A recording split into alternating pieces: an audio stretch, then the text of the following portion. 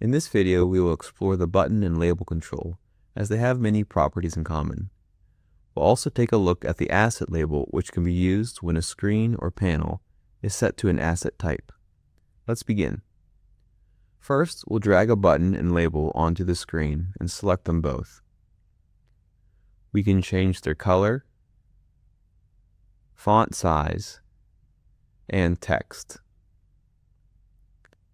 The Navigate Source property allows the user to navigate to another application, chart, screen, or URL whenever the control is clicked. If not using the screen option, the user can decide whether or not to open the page using the current window or a new one.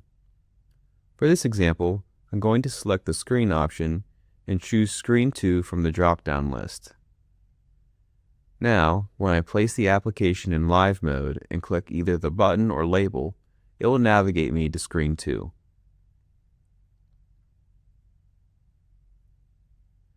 Next, let's look specifically at the label control, as it has a few more properties to cover.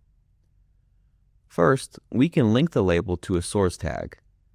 Doing so will overwrite the text with the source tag path. We can then choose how many branches to include, counting from the right.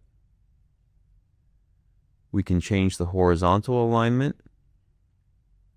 and rotate the label. Finally, let's take a brief look at the asset label, as it has some of the properties we've already covered. To do so, we'll navigate back to Screen 2. As we mentioned at the beginning of the video, the asset label is useful when using containers such as screens or panels that are assigned to an asset type. In this case, Screen 2 is set to use the tower asset, which you can see here. When we drag the asset label onto the screen, immediately it displays the asset instance the screen is set to.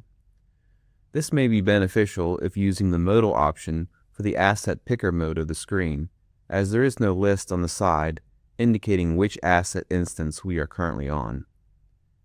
Similar to the label, we can also control how many branches of the path we want to display.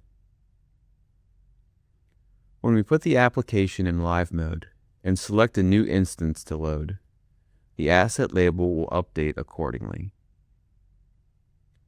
So that's all for buttons and labels. Thanks for watching.